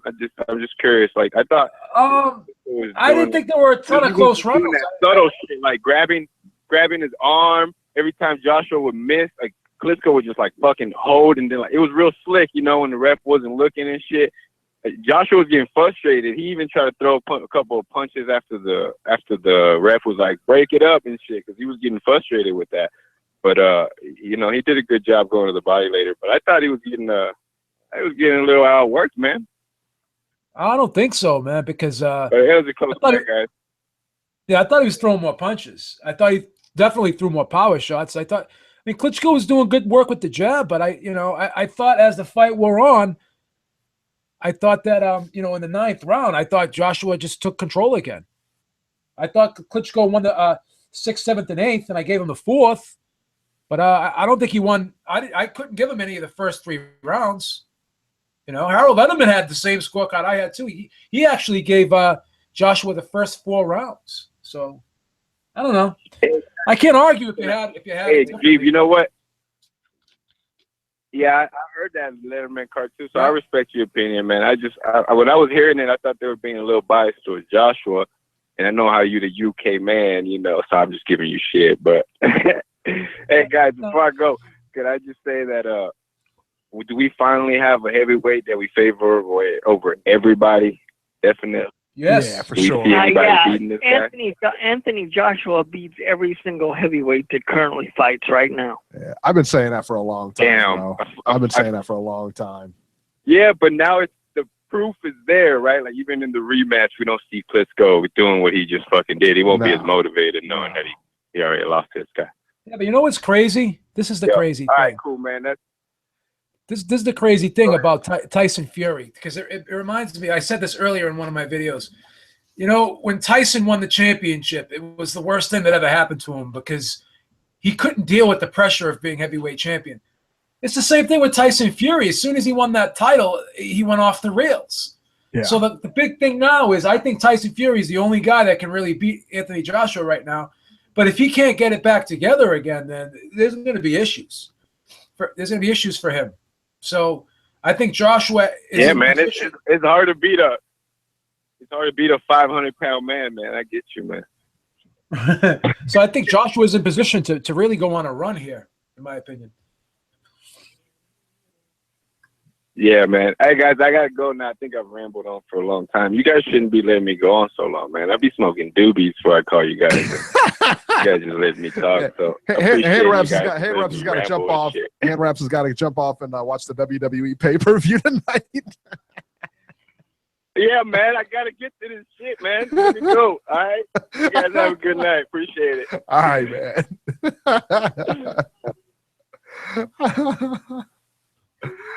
All right, let's keep it going here. 803, you're live. Maybe. What's going on, guys? This is Georgie. Oh, what's up, man? The people. Coming incognito. The people. I know. I looked at it. Yeah, it was 803. I thought that was South Carolina or something like that. I didn't expect that. That is South Carolina. He must be on vacation. You'll be my new fool. He's on a trap phone today. Maybe these foolish traveling. He's on the lamb. He's on a trap phone. He's on the run. He's using different phones. Big. Big, I know you hate on Obama, but you don't have to go down low, baby. No need for that. Listen, bro. Yo, babe, I saw your video earlier. Let me get on that shit. Man, did you say that a man is on his prime on his 30? The hell is that? A man always been on his prime from 26 to 30. After 30, you slow down because you sprain yourself there, buddy. I said 30. I said 32 years old is usually the top end of a man's prime. Yes. Well, I mean, I'm 47. I'm still in my prime, so I think I'm an exception to the rule for myself. But yeah, the regular people out there, the average human being, I think once they reach 32, that's when it starts going downhill. I'm still waiting to go downhill, baby. I'm still in my prime. Because I mean, on the history of boxing, I always I always believed that when you hit 30, you start getting old. Reflexes start going. You don't start seeing shit, not moving the same. I'm not going to call you an old man at 30. Definitely not. Definitely a young man. But for the sport itself, that's when you start slowing down. It's always been like that. Now with all the advances that we got in this new, as we turned the century and whatnot, we got this cryogenic fucking bath of fucking cold shit. And all this type of technology that allow boxers to go further into their years. But the tradition always be you're on your prime 26 to 30. After 30, 31, 32, you going downhill. I mean, it used to be like that. But that's just a little point that I want to make there. Because we all know that you even don't know no limits. So got to put out there that. Man, great fight, brother. Great fucking fight. I be hating. I'm always hating on these mafias and this and that. But there's no way anybody can complain, bro. If you complaining about this fight, just boxing is not for you. It's just definitely you watch something else. Go with the WWE or some bullshit. Because, I mean, it was beautiful. That thing was poetic. I don't even know how to describe it, brother. A lot of people saying, I agree, best fights is really both time with, Holyfield and whatnot. You got to go that far to see something like that. Because, I mean, Klitschko, he done the fucking heavyweight division for many years with that lean back shit. AJ is the hope of boxing. This man is the hope. That's the spark that we need on the world of boxing. Because AJ don't lean back. This man technically is solid. Even though he got no experience or whatnot, but this man is solid. I mean, there's not a lot of holes on his game. Then he went down, showed his heart, went back up. I mean, how could you not back this dude up, bro? I've always been really, really critical about our champion, which happened to be Wilder. I don't like Wilder's style. He got many holes on his game, and there is no lucky punch on boxing. We all know this, but he get bailed out by that right hand, baby. One day that right hand not gonna be there. You know? So call me a traitor, call me non-patriotic, but you know what? AJ all day. You cannot hate on this man. That's the man we all got it back up. Regardless if you from China, regardless if you love boxing, you got to back this man. This man is mad humble. And he's mumming of glory. You see this man raising his training hand, telling everybody that the sport could be for anybody to give it a go, to go for your dream. You don't see that type of stuff with Wilder. I saw Wilder the other day talking about how he puts his life on the line, and he don't like when fans telling about that they're paying their money, they cannot criticize him. But in the same breath, the man saying that he fight for the people. You can have it both ways. You cannot be a prize fighter and telling me that you're fighting for the people. And you can't be beating up Charlie Z, a defenseless person like Charlie Z. You can't be beating him up in local gyms either. That's not how you carry yourself as heavyweight champion. Charlie Z is a stud. I man. mean, there is a lot of people watching the sport right now because of AJ. And if we don't back this man up just because he's from England, what we got then? We're gonna hate the man just because he's not from the USA? Kind of shit is that, brother? That's fucked up. That's all really I gotta say. Great show like always, guy. Hey, Robbie, what they had you down the other day, baby? What's going on with you, Robbie? Well, hey. He got out of line. Let me tell you what, Georgie. He got out of line, and we had to put him in his place for a week, and now he's back. You know what I mean? That's what we do around here. Robert, tell him. No, that was blog talking to you, brother. That was blog talking to you. Yeah. Man, there is no show without Robbie, man. That's Robbie's right. the start of the show. We got to keep Robbie on. Social for Robbie. Robbie 26. There you go. What? I know you guys got more people on the line. Always glad talking to you guys. Thank you for the positive energy you guys always represent. And like I said many times before, you guys take your time out of your life to give us this show for free. And that's something priceless. You cannot buy this with money. So big up to you guys. Thank you very much. All right, man. Great Thank call, you. Georgie. Awesome. Great call. I'm going to say something here, Eric. He brings up an excellent point. Everybody who is a boxing fan should get behind AJ. And you know what? I know it's a big thing for everybody to come over here to the U.S. because that's where that's where supposedly people can become ultimate superstars. But yesterday he showed he's got a hell of a home field advantage. I know he'll probably, I know when he fights Wilder and whatnot, he'll probably wind up coming over here and they'll probably put it in New York or Vegas. But why would you give up such a home field advantage? Yesterday he proved that, he can fill up a 90,000 seat stadium. How many other boxers, even in the U.S. would have that capability of doing that? Well, not only that, 90,000 in they sold that thing out in like hours. And they didn't sell 90,000 in hours, but they kept adding on, and it sold out quick. And not to mention the TV deals over there with Sky Sports, all the advertisements, everything like that. He ain't going nowhere. Everybody's talking about him coming stateside for what? Everybody knows his name now. That guy, I guarantee, is going to be a household name, whether he comes here or stays there. What's the payoff of him coming here? What the hell does he have to even leave home for? Right. Normally what fighters used to be able to do, they had to travel all over the world. But now with the internet and with the way you can access fights now, he's proven he's the man in the division. he's the ultimate A-side.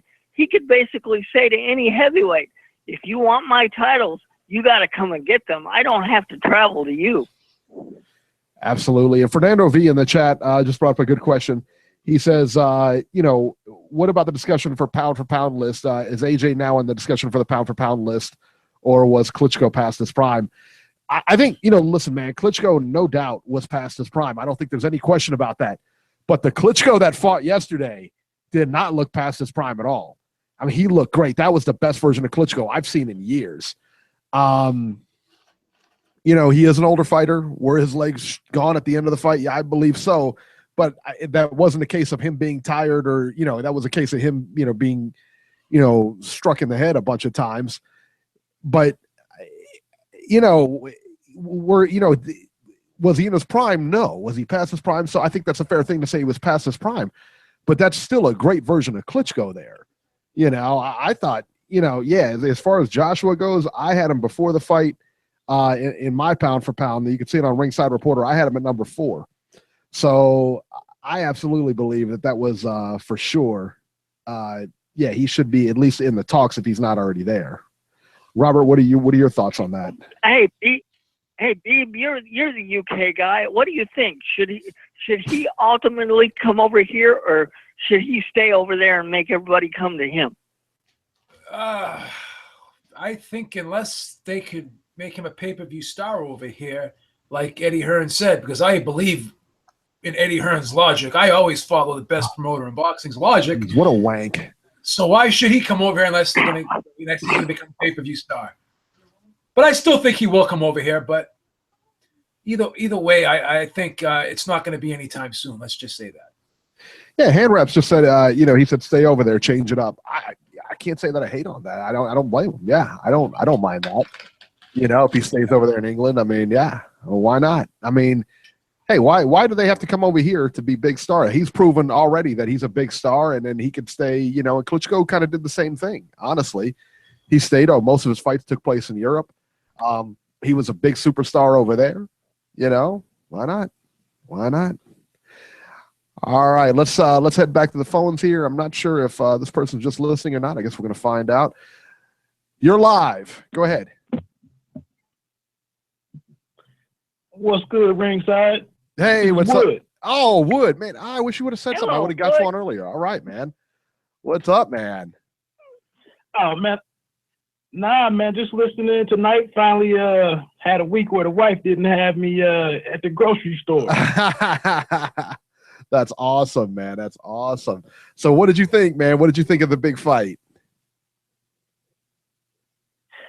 I was impressed, man. I think Montero, maybe Beebs mentioned it earlier, but just to see Joshua put so many things together on the fly. It's not like, we knew that he could do a lot of the things that we saw him do. I thought he anticipated a lot of shots from Klitschko, slipped out of harm's way on a lot of right hands, and showed some defensive skills that we hadn't seen prior to this. And just to spend 6 minutes kind of in limbo after he got dazed and fatigued, and doing some talking. We hadn't seen him do that. Not that, you need to talk, but I just saw him dig in and figure it out in terms of, when things get off script in a heavyweight title fight. And I just thought that was awesome to take that in. Absolutely, man. Absolutely. Where do you think, do you think, and we kind of addressed this question a minute ago, but it was asked in the chat, where do you think, as far as, we talk about pound for pound list and everything like that, does Joshua deserve to be on that after beating Klitschko, or was Klitschko pretty much a given win for him? Going into the fight, I thought it would be over at about 6. So right when Joshua jumped on him in the 5th, I thought I was looking pretty good as far as my prediction. But prediction aside, I'm not the biggest pound for pound proponent. It is what it is. Mm-hmm. We extrapolate a lot of stuff from what we see with Lomachenko. And so I think along those same lines. I mean, I think we're gonna put together some thoughts of where Joshua fits in the big scheme of things. It's probably gonna make the list a little more interesting having a heavyweight on there. I wouldn't be upset if he started. If he got into the higher part of the list. Okay. All right. Very good, man. Very good. So what were your, I mean, what do you think about Joshua's chances against a Deontay Wilder? Do you think he beats Wilder? I think he smashes Wilder. Either one of these guys that we watched last night, if they had the first 4 rounds against what we saw, and I know Wilder was coming off of the injury and all of that against Gerald Washington, but if he waited around like he did for those first 4 rounds against Washington, I don't think he survives much of that if he was facing either of these two guys. So I think, and I didn't get to hear much of Wilder and any commentary that he had on the fight, but it has bothered me in the past when he's been an analyst on Joshua fights, and he's made comments about what I would like to see. I would have liked to see AJ do more of this and more of that. I think AJ has a lot more polished games than him right now, and I think it's kind of a disservice for him to really speak publicly on where AJ is at this point. I couldn't, you know what? I hate to, I couldn't agree with you more, man. I tell you what, man, I hate that Wilder was even thinking about critiquing AJ. I really do. I don't think he's anywhere near the skill level. I don't think he's anywhere near the class of boxer. Wilder's got, a big punch, and that's pretty much where it ends. And Wilder may, go ahead. Eric, Wilder may have trouble with Joseph Parker. I mean, and I wasn't impressed with Parker when he beat Ruiz. Deontay Wilder has no room to talk. Anthony Joshua is now the best heavyweight in the world, and he's eventually going to lose to him, whether he likes it or not. Yeah, I would agree. There was talk, though. Yeah, go ahead, Wood. I'll just say it. I think that could be a painful, brutal night for Wilder. I mean, I remember a couple fights. I don't know if it was Areola or Molina, but one of them, or maybe it was a Euro fighter that had Joshua's eyes puffed out really good. You remember who that was? You're thinking of Dillian White. Dillian White, yeah. Probably. I thought it was a Euro, like one of the block guys, like former Russian nation or something that had him really puffed out. I could be wrong, though, but I just think it could be a painful night for Wilder. Yeah, for sure. Yeah, I tell you what, I think once Wilder, and I don't understand, like, the way they've handled Anthony Joshua, it's like he's gotten better every fight, but he's fought in better competition every fight. With Wilder, it's like he fought Bermane Stiverne and just went downhill from there as far as competition goes. He's not fought really anybody. And Gerald Washington, I mean, he should have walked right through Gerald Washington. That was a pick'em fight. That was like that fight where he got to handpick his opponent because, he was hurt, and then he comes back or whatever, and he was supposed to just walk right through this guy. I thought he was losing that fight at the time he got KO'd, man. And, I mean, Wilder was coming on a little bit. He had won the round prior to the stoppage round, but yeah, man, that was not an easy night for him. And then regarding the stoppage call, I mean, I don't mean to disagree with everybody, but did we really need to see Vlad get hit with the shot that Mikey Garcia finished off the last guy he fought, or even that punch that Hadley took last week? I mean, did we need to see Vlad take a flush shot like that from Wilder? I mean, from AJ while trying to, regroup? No, we did not. That's kind of where I came in on it, man. Look, he was beaten. I think it was clear he was beaten at that point, and that was enough for me. You know what I mean? I didn't need to see him like floored again. I didn't need to see one of those punches that turned that short circuit him again. That was enough for me. Right. Hey, I didn't have much more. Just looking forward to next week. I'm a little shocked that I forget the guy, the expert or the analyst you guys had on earlier, Montanaro or something. Montero, yeah, Michael Montero, yeah. Montero. Sorry about that. Yeah. I was a little shocked to hear him kind of advocate for Chavez to skip trying to meet the weight, trying to make weight. I'd like to see, I mean, it's already this awkward Canelo weight, catch weight thing that they're fighting at. And I just hate to see one more thing that kind of adds to the debates afterwards, And if Chavez is able to actually do something, in this fight, carry the fight late and make it interesting, I'd hate that to be a big part of the narrative next week is that, he didn't make weight. Yeah. I mean, I could see, I'll tell you what, man, if he has the extra $1 million, couple million laying around, I wouldn't even bother to make weight. I would come in and I think that would just incense Canelo that much more. I think Canelo would just be incensed, man, if he came in overweight and give him, hey, just take the $2 million penalty and that's that. And we're going to fight the next day. Cause I think honestly that gives Chavez at that point. Does that give Chavez the edge? I think it might. Will he do that though? That I don't know, man. Because I don't know about you, but I don't have $1 million laying around. That'd be interesting. I mean, I know Chavez, has made some money and Dad did pretty well and whatnot, but just to forego a couple million like that, I mean, that might come in handy 10 or 15 years down the road from now. Yeah, I would say I could use that now. I mean, exactly. Yeah, I mean, yeah, that might come in. Yeah, that might come in handy down the road for sure, as for a rainy day or something like that. But on the other hand, if it's a gamble and if it paid off and he wins that fight, man, that's a big money fight down the road, man. It's already a big money fight. It's like a double money fight after that. So who knows, man? Right.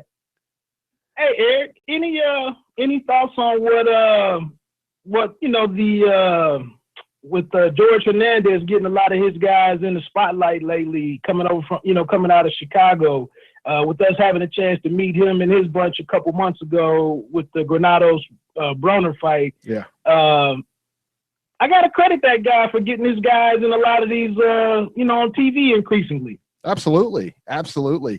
Anytime you see anytime you see that, like a local group of guys making that stage, you know what I mean? I think it's great, and especially like just a small little stable like that, making the big stage. Yeah, absolutely. I think you see it a lot, you see it, Matchroom does a good job of, much to my chagrin, with Eddie Hearn does a real good job with his guys. Cause every time you see a card, it's like the same guys on that card. You know what I mean? You got a big fight, but you have the same guys on that undercard. Bob Arum does a lot of that too, but I like when the smaller guys get it too. So yeah. Well, Bob Arum started doing it after Eddie Hearn was doing it. He kind of picked up on the trend. Eddie Hearn was doing it.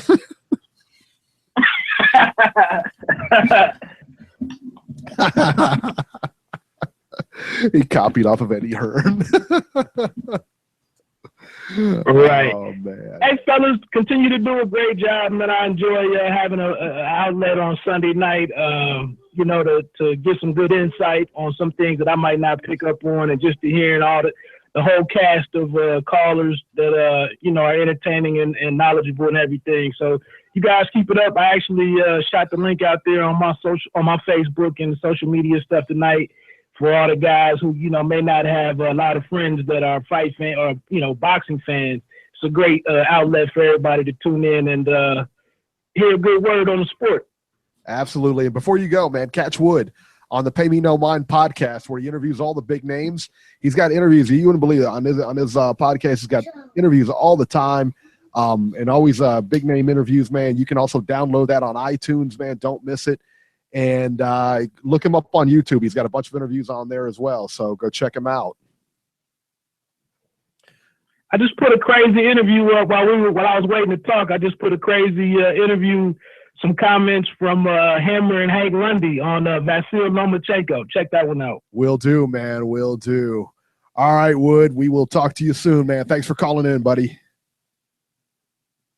Yes, sir. Peace. All right. Awesome. Yeah, definitely go check out his podcast, man, for sure. He's got a lot of good stuff on it. 347, you are live. 347. Nope, 347 is dropped. All right. All right, let's move on here. All right, so on the undercard of Joshua and Klitschko, we had Scott Quigg versus Viorel Simeon. Scott Quigg won that fight via decision. That was his first first fight with Freddie Roach. He won at 117, 111, 117, 111, and 115, 113, unanimous. He will now go on to challenge IBF champion Lee Selby. Beeb, did you have a chance to get to see this fight or not? I didn't see it. No, I didn't see any of the undercard. I didn't either. It was televised unless you streamed it. Yeah. Which I don't do very often nowadays. No, of course not. Of course not. I try to obey the laws. Me too. I don't have a Cody box or anything like that. Nothing. Yeah, I have a Cody box, but it's just for entertainment purposes only. Sure, just for entertainment. Just for entertainment, baby. That's all we do. Yeah. I'm sure Davey Boy will send you the whole card there, Beeb. What's the matter? Yeah, he will. All right. Luke Campbell beat Darlise Perez via 9th round TKO. Perez stated he could not continue due to injury. He was losing the fight anyway, so it didn't really matter. Katie Taylor wins via TKO in 7 over Nina Meinke. Wow, Katie Taylor's just on a roll here. And Chavez beats Alvarez in 2014. Omar Chavez and Ramon Alvarez fought in 2014. Chavez lost a decision. These two fought on Saturday. So he was definitely looking for a rematch, and he got it. Revenge in the rematch. Chavez knocked out Alvarez in the 2nd round on Saturday in Chihuahua, Mexico. So Chavez, a winner by TKO there. I wonder if we'll be saying that next week. I don't know. Zambrano, Claudio Marrero knocked out unbeaten Carlos Zambrano in the 1st round of their fight with a, if you guys didn't see this, man, go watch the highlight. It was a picture perfect straight left hand. Hey, Eric, I saw that. That was a hell of a knockout. It was something else, wasn't it? So there you go. Yeah. All right, so let's talk about the upcoming fights here. Let's move to May 5th, and that's Friday, Cinco de Mayo, on ESPN2 from Las Vegas, and on ESPN Deportes, Robbie's favorite station. Yuriokis Gamboa versus Robin Castellanos, 10 rounds lightweights, and Abraham Lopez versus Jesus Rojas, 10 rounds featherweights. And on Unimas on the same night, Jose Ramirez versus Jake Juricio, junior welterweights. And the big one on May 6th. There's 2 big ones on May 6th, and we're going to cover one first. Joseph Parker found a new dance partner with Razvan Kajanu, 12 rounds for Parker's WBO heavyweight title. That'll take place in New Zealand. I don't see a television station covering that. So maybe Showtime picks it up. I don't know, but so far nobody has picked it up.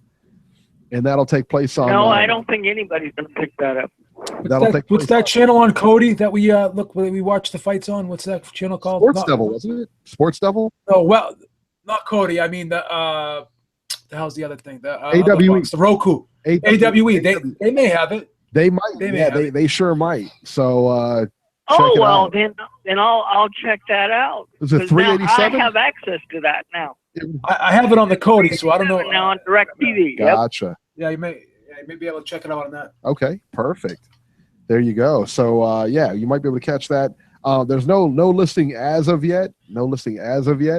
But hey, you never know. All right, and that's pretty much it for the weekend. Okay. Oh yeah, by the way, there's a big one on May 6th. Las Vegas, HBO pay-per-view from the T-Mobile Center. Canelo Alvarez versus Julio Cesar Chavez Jr., 12 rounds, super middleweights, or whatever Chavez decides to weigh in at. On the undercard, David Lemieux versus Marcos Reyes, 10 rounds middleweights. Lucas Matisse versus Emmanuel Taylor, 10 rounds welterweights. Wasn't Emmanuel Taylor, wasn't he getting beat up by Bronner a little while ago? Wasn't that the guy Bronner fought? Is correct. Yeah, Bronner. It was kind of a good fight, though. You don't remember that? Yeah, no, I don't remember that. I think Bronner walked right over him. No, it was close. Bronner. We're talking about Bronner here. Talking about the train wreck champion. He doesn't have close fights. He walks over everybody because he's from Cincinnati. Joseph Diaz versus Manuel Tino Avila, 10 rounds featherweights. Ryan Garcia versus Tyrone Lucky. Marlon Esparza versus Samantha Salazar, 4 rounds, female flyweights. And that's pretty much it here. Let's see here. But I think the ones that'll be televised will probably be the top 4. Lemieux, Matisse, and Diaz will probably be the ones televised. And well, I keep one thing in mind. With your DirecTV subscriber, whenever Golden Boy has a pay-per-view card, it doesn't. They normally put all the undercard fights on. Okay, Rob, one of the extra you're like you're like your DirecTV subscriber. Stay tuned. Okay, perfect. You were like cutting out for a minute there. All right. Oh, sorry. No, you're good. You're good, man. All right, so let's talk about this. Let's talk about this, man. The Canelo Alvarez, Julio Cesar Chavez fight. I didn't see the face-off. Everybody swears by it, though. What I think, as far as my prediction on this goes, I tell you what, man. I think it could be a rough night for both fighters, man. I don't think this is a walkover. I don't think this is just a walk in the park for Canelo Alvarez. I think Chavez, man, I think might be his last big fight. You know what I mean? And if he doesn't win it, if he wins it, then the sky's the limit again. He'll have a couple more fights, but they're this is like a divisional rival in football. It doesn't matter what the records are. Those two are going to try to win this fight. I don't care who he lost to and who the other guy lost to.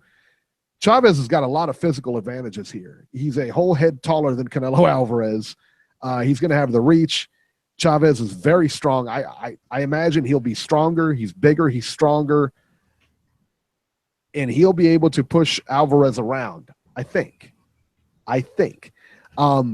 Alvarez, definitely the quicker of the two, definitely the better boxer of the two, definitely the slicker of the two. I just see Alvarez being able to take him some rounds. I see Alvarez wearing him down. I think Alvarez is going to take a lot of shots in this fight.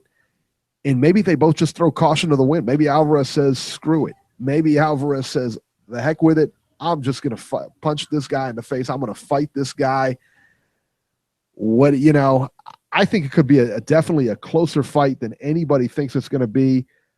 I do, however, see Canelo Alvarez coming out on top on this one. Why? We don't fuck around in Mexico. That's why. Robert, what do you think of this? You know what? After seeing the face-off last night, this could go one of two ways. Either Canelo starts his Chavez early, because once you see his eyes, you've got to watch this face-off. There's pure hatred here. And if Canelo is too emotional, say at the beginning of the fight, because he hates this guy so much, he could start him real early. Or if he uses up all of his energy and Chavez survives this could turn out to be a classic. And you know what? I normally wouldn't agree with this, but I agree with Michael Montero. I say Chavez comes in overweight and gives up as much money as possible to use it to his advantage. Because the bigger he is, the more difficult it's going to be for Canelo to hurt him. And Chavez can use his size and strength against him. But if it goes to the cards, Canelo's going to win a Las Vegas fight. The only way Chavez has a chance of winning is to hurt him really bad, cut him up, and possibly TKO him or knock him out. But no, if it goes to the cards, Canelo wins this. Which I'm starting to. The more I see Canelo on TV, and the more I hear the way he talks, the less and less I'm beginning to like him. Wow. Really getting on my nerves. Wow. What's he saying that's getting on your nerves? What is that? What exactly don't you like about him? Well, you have to watch the face-off. But Chavez pointed out his previous resume about, you fought smaller guys. You fought Amir Khan. You fought Miguel Cotto. You're unwilling to take on somebody your own size. And now, because you think it's so easy that you're willing to gain 10 extra pounds so you could take me on. And he kept saying, "What about Triple G? Are you afraid of getting knocked out?" Wow. Beeb, what are your thoughts on this one? Well, let me tell you this. I want to just go to a point you said, because Chavez has only been stopped once in his career, and it wasn't him really actually getting stopped. It was him just not wanting to continue. If he's put in the same situation in this fight where, he's asked to quit, or if it enters his mind that, do I want to stop? Do I want to not take any more punishment? I don't think he's going to give in, because this is about Mexican pride, and I think he's going to have to get carried out of this ring. And I want to point to a fight where he was really getting battered early in his career. That was the fight against Sergio Martinez, because so much is being put on the size advantage that he has in this fight. Well, he had that same size advantage against Sergio Martinez, and because Sergio Martinez was so much better skilled of a fighter than him, obviously the skill rose to the top. It was the determining factor in this fight.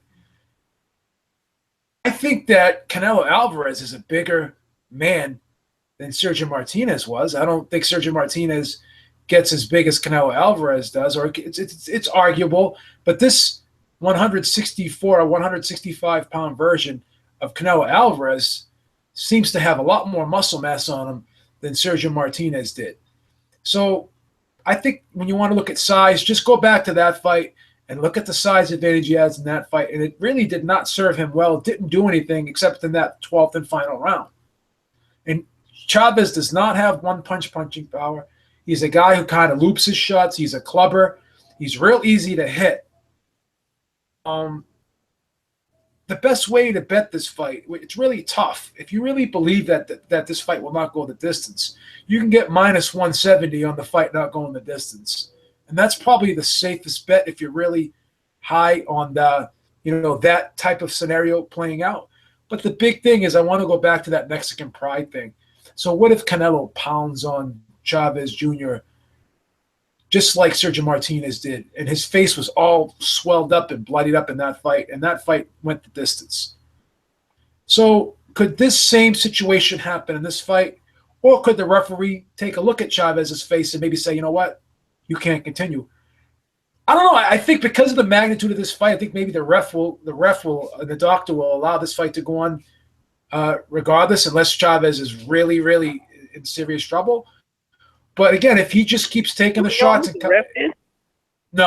but if he just keeps taking the shots and keeps coming forward like he did against Martinez, then this fight could go the distance. Either way, I really don't see him winning this fight, because I even think arguably Canelo's probably a harder puncher than Chavez Jr., regardless of the size, because he really knows how to generate power. He has a lot of snap and explosiveness on his shots. He throws his shots straight, gets a lot more leverage on his shots, where Chavez is more of a clubber, more of an arm puncher.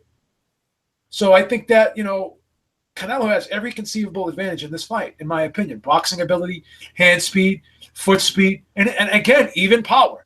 And you talk about physical strength. Chavez Jr. is not a guy that really uses physical strength. He doesn't fight a physical fight, just like Antonio Margarito. He was another big welterweight. He was big for his division, whatever. Those types of guys don't really maul you on the inside. They don't lean on you. They don't push you and stuff. So I just don't think that Chavez, I can't see any conceivable way Chavez wins this fight. And if people just say, well, he's bigger, he's stronger, he's this, he's that, I don't even know if he's stronger. I don't even know if he's physically stronger, because this is a guy who's very muscularly dense for his frame. He doesn't have 1 ounce of fat on him. He's really explosive, got a lot of fast twitch muscle fibers, got really quick hands. And I think he's gotten better. He's never been a guy who's quick on his feet, but he's starting to compensate for that by using feints, by anticipating his opponent's movement, by getting to the spot before his opponent gets there. He's cutting off the ring much better. He's using a lot more subtle movement. He's not, really overexerting himself. He's pacing himself, and he's not wasting punches anymore. And he's really setting up shots through the feints, through the, making little subtle throwaway punches just to get his opponent to react. And he's sucking his opponent into traps now. This guy's gotten a lot better. whereas Chavez Jr. has gotten a lot worse. He's regressed, and this guy has progressed. So I'm going to go with skills pays the bills. So that's why I'm going with Canelo. I just don't know if he can get the stoppage or if this is just going to be a one-sided bloodbath type fight where just Chavez took a lot of punishment as he did with Sergio Martinez. I have a feeling this fight is going to play out just like that fight did with Sergio Martinez. Again, size did not matter in that fight. I don't think it's going to matter in this fight. I think skill will be the determining factor in this fight as it was in that fight. So that's how I see it playing out. I think it's interesting. I think that I think they can, that Chavez Jr. is definitely the stronger guy. He's going to be the bigger guy coming in. He's going to be the bigger guy on fight night. I can't imagine that in any scenario where Canelo outweighs him on fight night. And I think that Chavez Jr. has been at that weight for so long. He's been fighting as the bigger guy for so long. You're talking about a 10-pound difference here. The other thing I want to mention too, Canelo's adding 10 pounds? That's not a cakewalk. That's no cakewalk to add 10 pounds. And it's not a cakewalk stamina-wise. I don't care what he weighs in on fight night. I mean, to weigh in that much, that's a different animal. Because, he's still got to come in on fight night. That's a lot. He's carrying more weight than he's ever carried before. And it may just affect the stamina going into this fight. It may affect it if this fight goes some rounds. He's got a history of fading in the fights anyway. It could really affect him going into, if he gets into those, 9, 10, 11 rounds. I don't think 10 pounds is that significant of a weight advantage when the skill gap is so great as it is. Think of Roy Jones versus Johnny Ruiz. Yeah. So that's the thing. We've seen, look at Mayweather. But how much poundage he gave up? But, are we looking at that big of a skill gap? I think we are. Really? I think this skill gap is, with all due respect, Chavez Jr., I think Canelo is arguably, he's one of the best fighters in the sport. Chavez Jr. is no way near that. Yeah, that's true. I've been the biggest Canelo critic. I've picked against him several times, and I've been wrong every time except for one. Okay? And I think I've just been so impressed with how much better this young man has gotten, with every fight. And I just, I don't think the weight advantage for Chavez Jr. is a functional weight advantage. I mean, just being big, he's not a type of guy that will wrestle and maul you. He's a guy who tries to bull his way in without even throwing a jab. He leads face first, and he throws those clubbing shots. And I just don't think there's any way that Canelo will not see those shots coming because he's not a one-punch knockout guy. So I don't think he's going to be able to put 2 or 3 or 4 shots together to get Canelo out of there, number one. And number two, Canelo is just such a heavy-handed guy. He's very heavy-handed.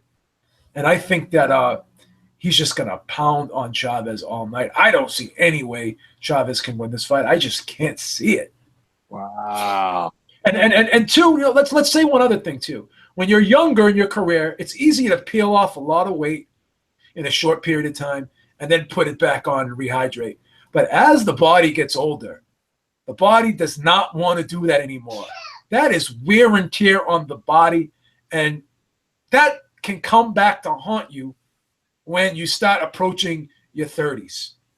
And Chavez Jr. is closing in on that right now. He's at that point where his body may just say, hey, you know what? We're not doing this anymore. We're not playing this game anymore where you punish me and starve me, and then you think you're going to give it back to me all at once. No, I'm not going to respond to this anymore. The body will just shut down. You can't replenish all those nutrients and electrolytes in such a short period of time. You can't do that. It takes 72 hours to fully rehydrate and replenish your body after starving it for going through extreme conditions to starve it. I don't think this could be the fight he hits a wall trying to do it. You know what I mean? Yeah, absolutely, man. Absolutely. Robert, do you think this is a walkover for Canelo? No, absolutely not. But I am worried about Canelo's emotional mindset. because like I said, if he focuses on actually fighting his fight plan, that's one thing. But if he comes in with all this hatred filled in his eyes, like I saw last night, that could play you right. know, But Chavez is bringing that same hatred into the ring with him. Chavez may be able to take advantage of his mental state. Yeah. And Yeah, that's but an Robbie, interesting thing to see. But Robbie, Chavez is bringing that same hatred and same animosity in the ring too. And I want to go to another point because Hand Raps just said something very interesting in the chat. He said, Barry, how are you going to improve Chavez? He goes, well, I got to get him to stop blocking punches with his hands and not his face. But I was watching a clip. They had this this show on HBO, something about tradition, something of Mexico or something like that, where they kind of profiled both fighters' careers and their their past and all that stuff. And they showed Bernstein working with Chavez Jr. and Chavez Sr. was there, and he was trying to they were running drills with the pads and stuff, and he was telling him move your head, do this, do that, and he goes why do I have to do that? I can take the punches. He is saying to himself, why do I have to move my head? Because I can take the punches. That right there in itself just tells you and shows you the mentality of Chavez, taking one to give one. You can't do that the body can only do that for so long. We saw all these guys with supposedly great chins, Margarito, Paul Williams. They were eventually stopped in their careers. Like, you cannot sit there and just take a beating over and over again, fight in, fight out. It's like chipping away at the stone. Eventually, there's not going to be anything left to chip away at. So having that mentality that, I can take the punches, right then and there tells you that, he's not going to go in there with the mindset of trying to fight an intelligent fight. He's going to go in there. He thinks he's going to be able to take Canelo's punch just so he can get his own off. And I just don't see him winning with that type of strategy. I don't. Very good. Very good. All right, let's go back to the phones here. 347. 347, you're live.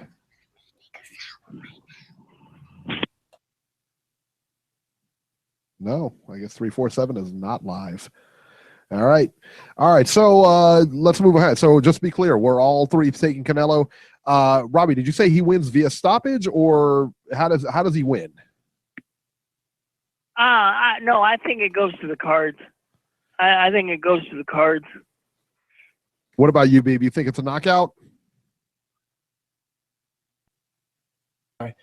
I want to say it's going to be a stoppage, but I'm not 100% sure because I think Chavez's face is going to get really busted up, and because over the years he's accumulated such a great deal amount of scar tissue that I think that face is going to look like a bloody mess at the end of this fight.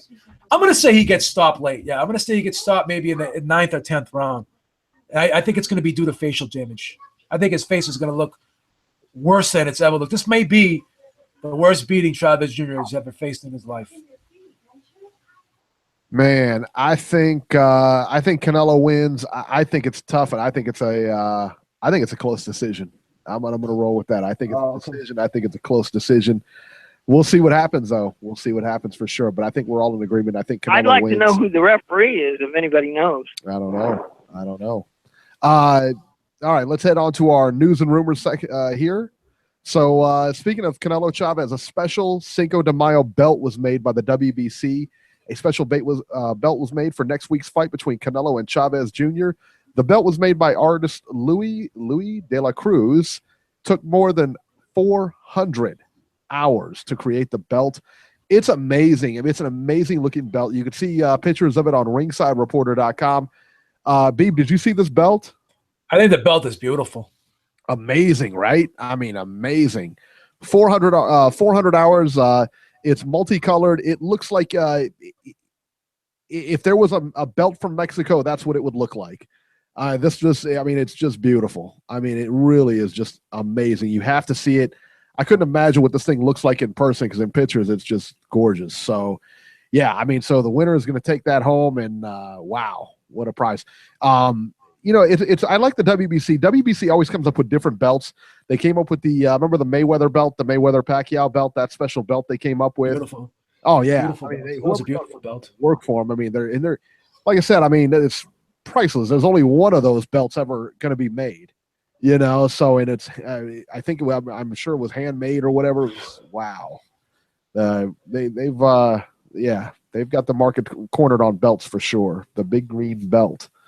And now it's time. This is unbelievable, Robert.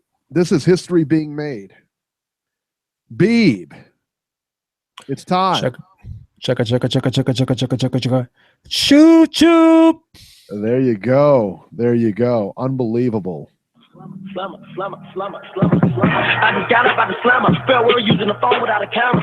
Clean guns, already handled. Call me the cable guy. Keep the hammer. Okay, I'm with the shit. If I'm not with my niggas, I'm with your bitch. This is a Ron is amazing. He does it all. Hang with all balance. Keep the top when I flow through the traffic.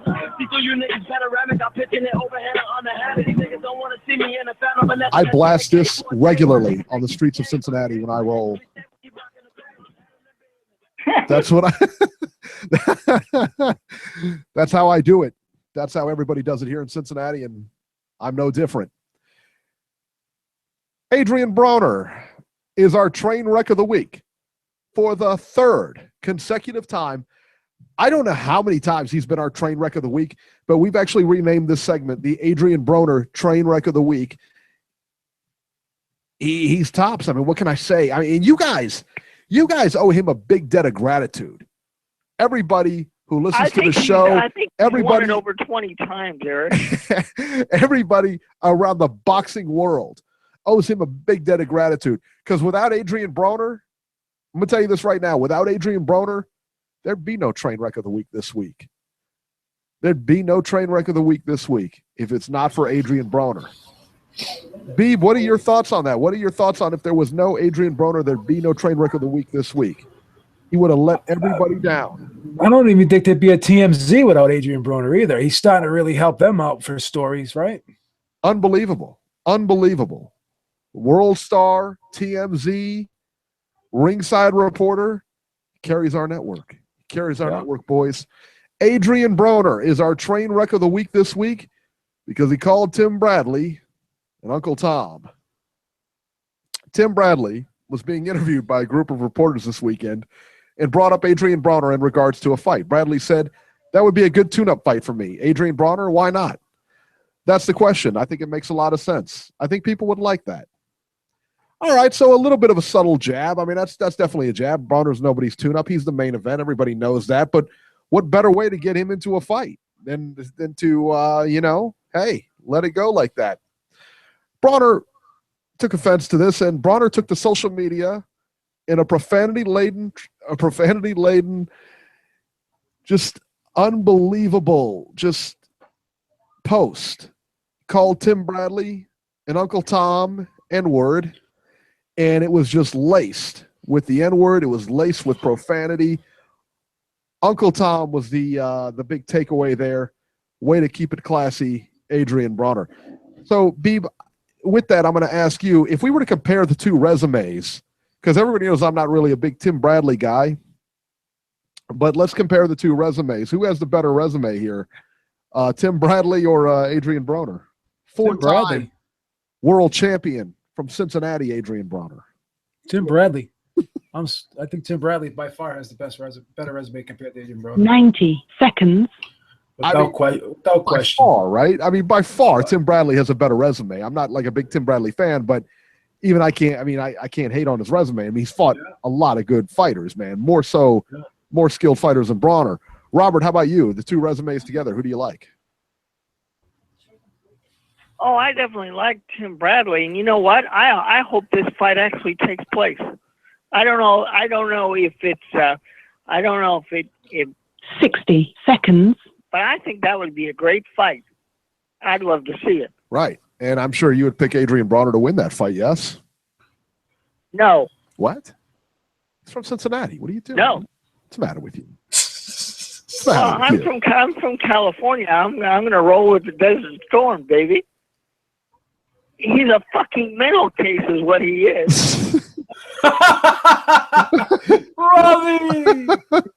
Diagnosing people on air. Well, I don't know about you guys, but I'm rolling with Adrian Bronner in that fight. So there you go. Who do you got, Beeb? Tim Bradley. He's got Adrian Bronner too. He's going to say Tim Bradley on air. He's got Tim Bradley. He's going to say Tim Bradley on air, but see, he's going to tell me Adrian Bronner off air. Trust me. 10 seconds. I know Beeb. Trust me. He's going to take Adrian Bronner off air. All right. Help Tim Bradley. Moving on here. May 18th, Heather Hardy versus Adina Kiss. This is part of Lou DiBella's Broadway boxing series. And so we'll all be looking forward to that. This next one troubles me, man. I got to be honest. This really troubles me. Conor McGregor versus Floyd Mayweather. Off? Is it off? I don't know. Thank you. Steven, oh, come on. Steven Espinoza of Showtime Sports is saying that talks between Mayweather and McGregor have stalled. All right. He says that if the talks don't resume soon, people may lose interest in the fight. How can these two morons not agree on $150,200,000, how that should be divided? How can you not agree on that? I don't understand that. Beeb, if somebody was offering, $200 million for you to fight somebody, do you think you can come to an agreement on that? I can come to an agreement for $500,000 right now, possibly. $500,000. Ready for that. I come to an agreement on $50,000. I go to the supermarket. Just stop punching people in the face of $500 million. You know what I'm saying? Kidding me? Go to the local high school. Start taking kids out. What about you, Robert? Why can't these two idiots come to an agreement on this, on the money? Because Floyd wants all $200 million, and he doesn't want McGregor to have a dime. Yeah. There you go. Yeah, you kind of wonder what's going on behind the scenes. I mean, UFC seems to be behind it, and TMT seem to be behind it. So, yeah. I mean, yeah. There's a line. There's a line on the fight on 5 dimes. Mayweather's like a 9-1 favorite. That's it. But it says the fight must take place before December 31st. Oh, I see. Okay. All right. Yeah, just a 9-1 favorite though. That's not. Yeah, I'm looking just like a lot of Mayweather opponents. I think in the first Maidana fight, Mayweather was like a 9-1 favorite. Yeah. Wow. Yeah. All right, and slow news week because that's the news, man, and that'll do it for this edition of Ringside Reporter. As always, you can catch Robert on Twitter at Ringside Robert, or you can call Ringside Robbie's Corner at 917-259-1810 and leave him a message. You can catch Joe Habib on Twitter at jhabib1 and find his YouTube channel at www.beatingtheoddswithbeeb.com. Our special guest tonight was Michael Montero. You can catch him on Twitter at Montero on Boxing. You can also catch his YouTube on watchmontero.com. And I'm at Ringside 73, and we'll see you next week.